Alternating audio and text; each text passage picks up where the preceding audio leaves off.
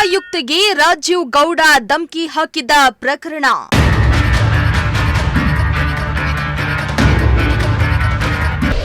FIR ಆಗಿ 4 ದಿನ ಆದರೂ ಬಂಧನ ಇಲ್ಲ.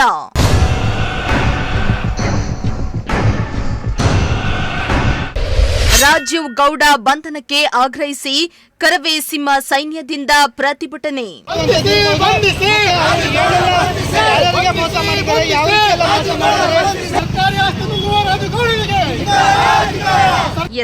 ಚಿಕ್ಕಬಳ್ಳಾಪುರ ಜಿಲ್ಲೆ ಶಿಡ್ಲಘಟ್ಟದ ಪೌರಾಯುಕ್ತೆ ಅಮೃತಾ ಗೌಡ ಬೆದರಿಕೆ ಪ್ರಕರಣ ದಿನಕ್ಕೊಂದು ತಿರುವನ್ನ ಪಡಿತಾ ಇದೆ.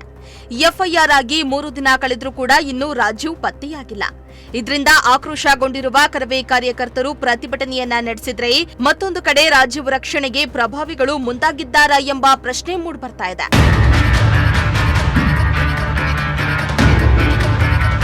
ಹೌದು, ಚಿಕ್ಕಬಳ್ಳಾಪುರ ಶಿಡ್ಲಘಟ್ಟ ಪೌರಾಯುಕ್ತೆ ಅಮೃತಾ ಗೌಡಗೆ ರಾಜೀವ್ ಧಮಕಿ ಪ್ರಕರಣ ಎಫ್ಐಆರ್ ಆಗಿ 4 ದಿನಗಳು ಕಳೆದಿದ್ರೂ ಇನ್ನೂ ಬಂಧನ ಆಗಿಲ್ಲ. ಕೈ ಮುಖಂಡನ 2 ಫೋನ್ಗಳು ಸ್ವಿಚ್ ಆಫ್ ಆಗಿದ್ದು, ರಾಜೀವ್ ರಕ್ಷಣೆಗೆ ಸಚಿವರು ನಿಂತಿದ್ದಾರಾ ಎನ್ನುವ ಅನುಮಾನ ಮೂಡಿದೆ. 3 ತಂಡಗಳು ಹುಡುಕಾಟದಲ್ಲಿದ್ದೀವಿ ಎಂತಾರುವ ಪೊಲೀಸರು ಸುಮ್ಮನೆ ಕಾಲಹರಣ ಮಾಡ್ತಿದ್ದಾರಾ ಎನ್ನುವ ಸಂಶಯ ಮೂಡ್ತಾ ಇದೆ. ಹೀಗಾಗಿ ಕಾಂಗ್ರೆಸ್ ಮುಖಂಡ ರಾಜೀವ್ ಬಂಧನಕ್ಕೆ ಆಗ್ರಹಿಸಿ ಕರವೇ ಕಾರ್ಯಕರ್ತರು ಪ್ರತಿಭಟನೆಯನ್ನ ನಡೆಸಿ, ಇನ್ನು ಇದೇ ವೇಳೆ 420 ರಾಜೀವ್ ಗೌಡ ಅನೇಕ ಅಕ್ರಮಗಳನ್ನ ಮಾಡಿದ್ದಾನೆ ಅಂತ ಪೋಸ್ಟರ್ಗಳನ್ನ ಬಿಡುಗಡೆ ಮಾಡಿ ಆಕ್ರೋಶವನ್ನ ಹೊರಹಾಕಿದ್ರು.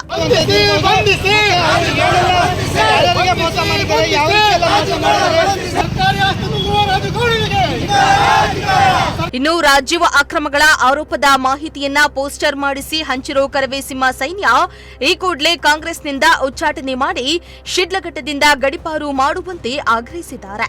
ಇನ್ನು ಇದೇ ವೇಳೆ ನಗರಸಭೆಗೆ ಭೇಟಿಯನ್ನ ನೀಡಿದ ಕರವೇ ಸಿಂಹ ಸೈನ್ಯ ಕಾರ್ಯಕರ್ತರು ಪೌರಾಯುಕ್ತೆ ಅಮೃತಾ ಗೌಡರನ್ನ ಭೇಟಿ ಮಾಡಿ ಅರಿಶಿನ ಕುಂಕುಮ, ರೇಷ್ಮೆ ಸೀರೆ, ಹೂ ಬಾಗಿನ ನೀಡಿ ನಿಮ್ಮ ಪರವಾಗಿ ನಾವಿದ್ದೇವೆ ಅಂತ ಧೈರ್ಯ ತುಂಬುವ ಕೆಲಸವನ್ನ ಮಾಡಿದ್ರು. ಇನ್ನು ಮತ್ತೊಂದು ಕಡೆ ಮತ್ತೋರ್ವ ಸಂತ್ರಸ್ತೆ ರಾಜೀವ್ ಮಾಡಿದ ವಂಚನೆ ಬಗ್ಗೆ ಹೇಳಿ ಕಣ್ಣೀರ್ ಹಾಕಿದ್ದಾರೆ. ಏನು ಶಿಡ್ಲಘಟ್ಟ ಪೌರಾಯುಕ್ತೆಗೆ ಬೆದರಿಕೆ ಹಾಕಿರೋ ಬೆನ್ನಲ್ಲೇ ಇನ್ನೊಂದು ಮಹಿಳೆಗೆ ಬೆದರಿಕೆ ಕರೆಗಳು ಬಂದಿದ್ದಾವಂತೆ. ಬನ್ನಿ, ಆ ಮಹಿಳೆ ನಮ್ಮ ಜೊತೆಲೇ ಇದ್ದಾರೆ, ಮಾತಾಡಿಸ್ತಾ ಹೋಗೋಣ.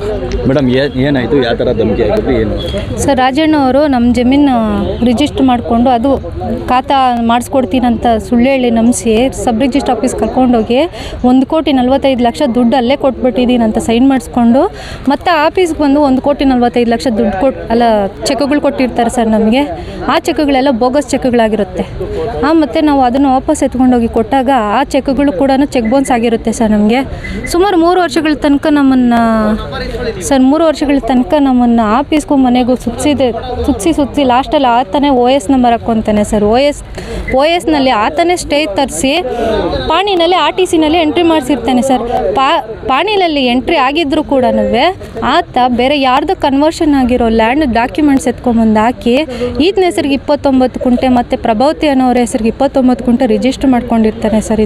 ಇದು ನನ್ನ ಗಮನಕ್ಕೆ ಗೊತ್ತಾಗಿದ್ದೇನೆ. ನಾನು ಬಾಣಸ್ವಾಡಿ ಪೊಲೀಸ್ ಸ್ಟೇಷನಲ್ಲಿ ಒಂದು FIR ಮಾಡಿಸಿ ಮತ್ತು ಆತನ ಅರೆಸ್ಟ್ ಕೂಡ ಮಾಡಿಸಿರ್ತೀನಿ ಸರ್. ನಾನು ಅರೆಸ್ಟ್ ಮಾಡಿದಾಗ R. ಶಂಕರ್ ಅವ್ರು ಬಂದು ಕರ್ಕೊಂಡೋದ್ರು ಅವತ್ತು.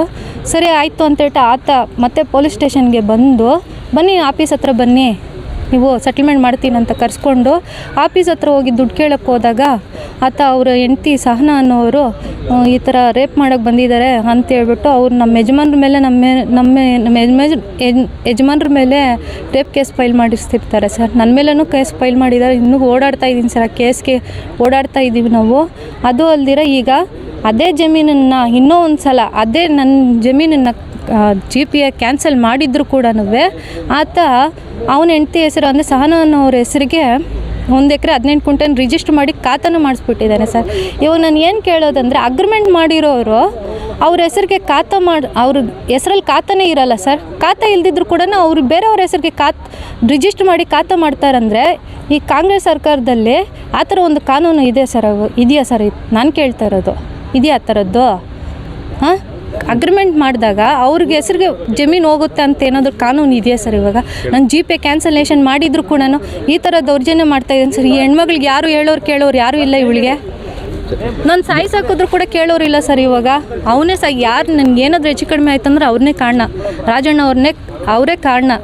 ಯಾಕಂದರೆ ನನ್ನ ಜಮೀನಿದೆ ನನ್ನ ಹೆಸರಲ್ಲಿ 1 ಕೋಟಿ 1 ಎಕರೆ 18 ಕುಂಟೆ ಜಮೀನು. ಇವಾಗ ಪ್ರೆಸೆಂಟಿಗೆ 15 ಕೋಟಿ ಪ್ರಾಪರ್ಟಿ ಸರ್. ಅದು ಪೊಲೀಸ್ನವ್ರಿಗೆ ಕಂಪ್ಲೇಂಟ್ ಕೊಡೋದು, ಸುಮ್ಮನೆ ಸುಳ್ಳು ಕಂಪ್ಲೇಂಟ್ಗಳು ಕೊಡೋದು, ಕರೆಸೋದು, ಪೊಲೀಸ್ನವ್ರ ಕಡೆಯಿಂದ ಸೆಟಲ್ಮೆಂಟ್ ಮಾತಾಡಿಸೋದು, ಧಮಕಿ ಹಾಕೋದು. ನಿಮ್ಮ ಮನೆ ಆರ್ಥಿಕ ಪರಿಸ್ಥಿತಿ ಇವಾಗಿನ ದಿನಗಳಲ್ಲಿ ಯಾವ ಥರ ಇದೆ? ಸರ್ ಇವಾಗ 13 ವರ್ಷದಿಂದ ಕೇಸುಗಳು ಸುತ್ತಕೊಂಡೇ ಬರ್ತಾಯಿದ್ದೀನಿ ಸರ್. ಇವಾಗ ಅಟ್ರಾಸಿಟಿಗೆ ಒಂದು ಲಾಯರು, ಮಿಸ್ಲೇನಿಯಸ್ ಕೇಸ್ಗೆ ಒಂದು ಲಾಯರು, ಎಲ್ಲದಕ್ಕೂ ಒಂದೊಂದು ಲಾಯರ್ ಅಂದರೆ 5-6 ಜನ ಲಾಯರ್ ನೇಮಕಗಳು ಮಾಡಿದ್ದೀನಿ ಸರ್ ಕೇಸ್ಗೆ. ಅವ್ರಿಗೆಲ್ಲ ಫೀಸ್ಗಳು ಕೊಡಬೇಕಂತಂದರೆ ಆವಾಗ ನೀವೇ ಅರ್ಥ ಮಾಡ್ಕೊಳ್ಳಿ ಸರ್, ನಮ್ಗೆ ಆರ್ಥಿಕ ಪರಿಸ್ಥಿತಿ ಏನಾಗಿರುತ್ತೆ ಅಂತ ನೀವೇ ಅರ್ಥ ಮಾಡ್ಕೊಳ್ಳಿ ಸರ್ ನೀವು. ಇತ್ತ ಮತ್ತೊಂದು ಕಡೆ ರಾಜೀವ್ ನಿರೀಕ್ಷಣಾ ಜಾಮೀನಿಗೆ ತಮ್ಮ ವಕೀಲರ ಮೂಲಕ ಚಿಂತಾಮಣಿಯ 2ನೇ ಸತ್ರ ನ್ಯಾಯಾಲಯದಲ್ಲಿ ಅರ್ಜಿಯನ್ನ ಸಲ್ಲಿಸಿದ್ರೆ ನ್ಯಾಯ ಸಿಗುತ್ತೆ ಎಂಬ ವಿಶ್ವಾಸದಲ್ಲಿ ಶಿಡ್ಲಘಟ್ಟ ನಗರಸಭೆ ಪೌರಾಯುಕ್ತೆ ಪೊಲೀಸರ ಮೇಲೆ ವಿಶ್ವಾಸವನ್ನ ವ್ಯಕ್ತಪಡಿಸಿದ್ದಾರೆ. ಸರ್ ಅವರೆಲ್ಲ ಇಲ್ಲಿವರೆಗೂ ಬಂದಿರೋದೇ ಒಂದು ಗ್ರೇಟ್ ಎಫರ್ಟ್. ಅದು ಅವ್ರಿಗೆ ಅಂದರೆ ಲೈಕ್ ಅದು ಅವ್ರ ದೊಡ್ಡತನ. ಇಲ್ಲಿವರೆಗೂ ಬಂದು ಥ್ಯಾಂಕ್ಸ್ ಹೇಳ್ತಾ ಇದ್ದಾರೆ. I am very thankful to everybody sir. ಯಾಕಂತಂದ್ರೆ ಒಂದು ಹೆಣ್ಣಿಗೆ ಬೇಕಾಗಿದ್ದು ಒಂದು ಅರ್ಶಿನ ಕುಂಕುಮ, ಅದನ್ನು ಪ್ರೀತಿಯಿಂದ ಆಧರಿಸೋದು ಹಿಂದೂ ಸಂಪ್ರದಾಯ. ಇವತ್ತು ಆ ಹಿಂದುತ್ವವನ್ನು ನಿಮ್ಮಲ್ಲಿ ನೋಡ್ತಾ ಇದ್ದಾರೆ, ನೀವು ಸಹ ಅವ್ರ ಕೊಟ್ಟಂಥ ಭಾಗ್ಯನ ಪ್ರಸ್ತುತ ಮಾಡ್ತಿದ್ರಿ. ಹೇಗೆ ಅನಿಸ್ತದೆ ಈ ಒಂದು ಕ್ಷಣ ನಿಮಗೆ? ಏನು ಖುಷಿ ಅನಿಸುತ್ತೆ ಸರ್. ಯಾಕಂತಂದರೆ ಈ ಘಟನೆಯಿಂದ ನೀವು ಆತ್ಮಸ್ಥೈರ್ಯ ಕುಗ್ಗಿತ್ತು, ಅದನ್ನು ಹೆಚ್ಚಿಸ್ಲಿಕ್ಕೆ ಅಂತಲೇ ಈ ಎಲ್ಲ ಸಂಘಟನೆಗಳೆಲ್ಲ ನಿಮ್ಮನ್ನು ಒಂದು ಈ ಭಾವನೆಯಿಂದ ನೋಡ್ತಿರೋಂಥದ್ದು. ನಿಮಗೆ ಆತ್ಮಸ್ಥೈರ್ಯ ತುಂಬ್ತಾ ಇದ್ದಾರೆ, ಅದ್ರ ಬಗ್ಗೆ ನಿಮ್ಮ ಅನಿಸಿಕೆಗಳೇನಾಗುತ್ತೆ ಓವರಾಲ್ ಆಗಿ? ಸರ್ ಅವ್ರ ಒಂದು ಹಿತನುಡಿಗಳು, ಅವ್ರ ಒಂದು ಒಳ್ಳೆ ಒಂದು ಧೈರ್ಯ ತುಂಬುವಂಥ ಮಾತುಗಳು, ಅದು like I mean that's priceless. So ಅದನ್ನು I just can say thanks. ಮುಂದಿನ ದಿನಗಳಲ್ಲಿ ಕೆಲಸ ಇನ್ನೂ ಒಂದು ಮಟ್ಟಿಗೆ ಮಾಡಬೇಕಂತಂದರೆ ಜನರು ಒಳ್ಳೇದಾಗಬೇಕಾದ್ರೆ ಯಾವ ರೀತಿ ನೀವು ಇನ್ನೊಂದು ಮೋಟಿವೇಶನ್? ಅದೇ ಸರ್, ನಾನು ಮಾತ್ರ ಅಲ್ಲ, ನಮ್ಮ ಸ್ಟಾಫ್ಸ್ಗಳು ಎಲ್ಲರೂ ಕೂಡ ಅವ್ರಿಗೆಲ್ಲ ಅಂದರೆ ಅದೊಂದು ಧೈರ್ಯ ಇದೆ. ಇನ್ನೂ ಚೆನ್ನಾಗಿ ಮಾಡ್ತೀನಿ ಮೇಡಮ್ ಅಂತ ಎಲ್ಲರೂ ಹೇಳಿದ್ದಾರೆ, ಮಾಡ್ತಾ ಇದ್ದಾರೆ ಕೂಡ. ನಮ್ಮ ಸ್ಟಾಫ್ಸಲ್ಲಿ ನಂಗೆ ತುಂಬ ನಂಬಿಕೆ ಇದೆ. ನಾನು ಬಂದು 6 ತಿಂಗಳಾಗಿದೆ.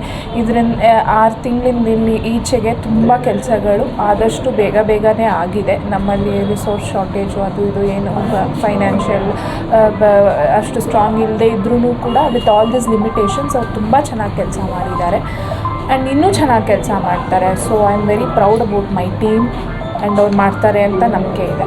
ಒಟ್ಟಾರೆ ಪೌರಾಯುಕ್ತೆಗೆ ಧಮಕಿ ಹಾಕಿದ ಪ್ರಕರಣಕ್ಕೆ ಸಂಬಂಧಪಟ್ಟಂತೆ ರಾಜೀವ್ ಬಂಧನ ಯಾಕೆ ವಿಳಂಬವಾಗ್ತಾ ಇದೆ ಎನ್ನುವ ಅನುಮಾನ ಮೂಡಿದ್ದು, ಪೊಲೀಸರು ನೆಪ ಮಾತ್ರಕ್ಕೆ ತಂಡಗಳ ರಚನೆ ಮಾಡಿ ಹುಡುಕಾಟವನ್ನ ನಡೆಸುತ್ತಿದ್ದಾರಾ ಎಂಬ ಪ್ರಶ್ನೆ ಮೂಡಿದ್ದು, ಇನ್ನು ನಿರೀಕ್ಷಣಾ ಜಾಮೀನು ಹಾಕೊಂಡಿರೋ ರಾಜೀವ್ ಗೌಡ ಅರ್ಜಿ ಸೋಮವಾರ ವಿಚಾರಣೆಗೆ ಬರಲಿದೆ. ಮೋಹನ್ ಕುಮಾರ್, ಪ್ರಜಾಶಕ್ತಿ ಟಿವಿ, ಚಿಕ್ಕಬಳ್ಳಾಪುರ.